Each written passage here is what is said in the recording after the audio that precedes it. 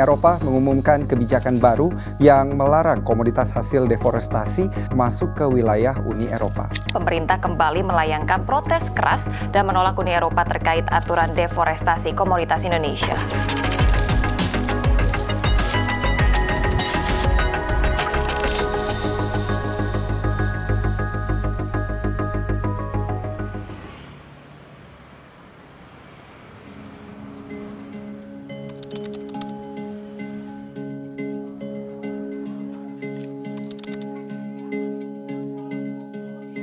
Tentu saja kita sebagai negara produsen akan terdampak 5 dari 7 komoditas yang akan masuk ke Eropa.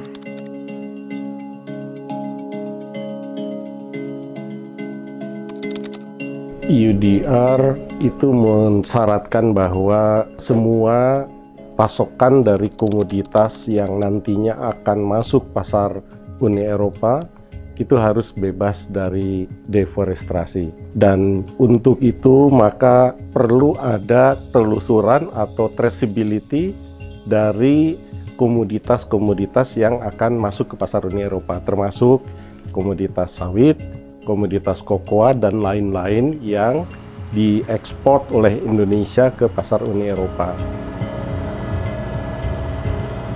Salah satu yang kita bisa lihat dari dampak adanya persyaratan deforestasi dan lain sebagainya adalah kesulitan kita untuk memberikan bukti bahwa kita telah melakukan kegiatan perkebunan yang baik, yang sesuai dengan legalitas, yang sesuai dengan aspek-aspek lingkungan dan sebagainya.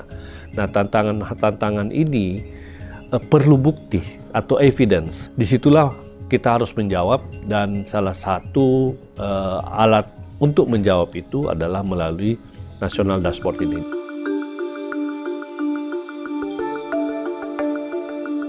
Berdasarkan surat keputusan Bapak Menko Perekonomian nomor 178 yang membentuk Dashboard Nasional Data dan Informasi Komoditi Berkelanjutan Indonesia ini, yang mengamanahkan di dalamnya mengajak seluruh komponen pemerintah maupun praktisi untuk bersama-sama membangun dashboard nasional. Dengan adanya National Dashboard yang dikembangkan, itu merupakan suatu alat untuk bisa menelusuri asal-usul dari pemasok komoditas, baik itu yang dipasok oleh industri, perusahaan besar maupun oleh petani kecil. Ada banyak manfaat yang bisa kita dapat dari penggunaan dashboard ini.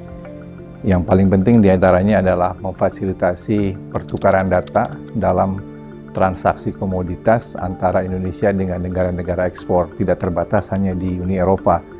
Untuk melindungi hak petani, pelaku usaha di dalam negeri, perlindungan data pribadi, dan juga berbagai data yang sifatnya rahasia, maka adanya dashboard ini menjadi sebuah fasilitas gitu, untuk memastikan bahwa seluruh kepentingan dan hak-hak dari pelaku usaha dalam negeri terlindungi.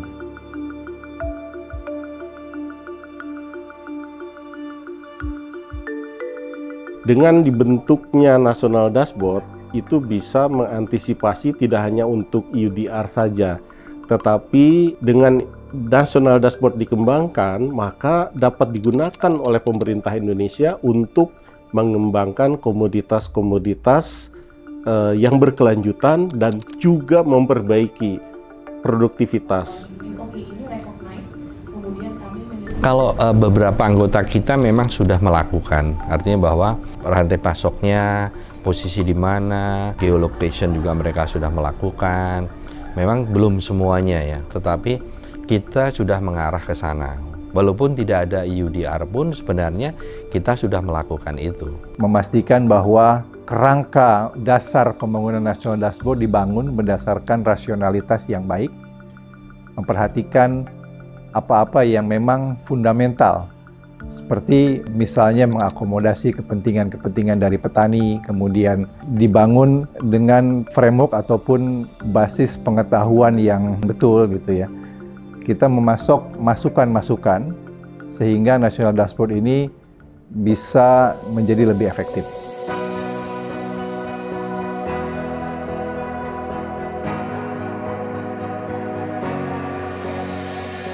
Smallholders tentu menjadi perhatian pemerintah agar tidak tersingkirkan dalam sistem perdagangan yang selama ini berjalan. Jangan sampai pekebun kita tersingkirkan dalam sistem perdagangan yang memang menuntut traceability.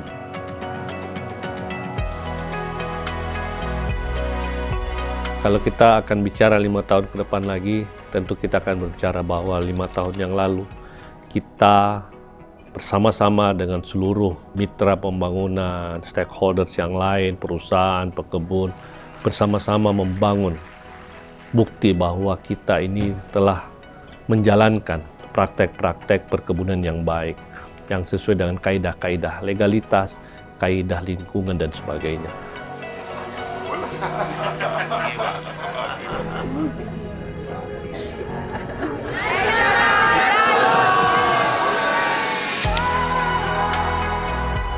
Mari kita bangun semangat kita supaya dashboard nasional ini bisa menjadi salah satu alat untuk perdagangan kita ke seluruh dunia.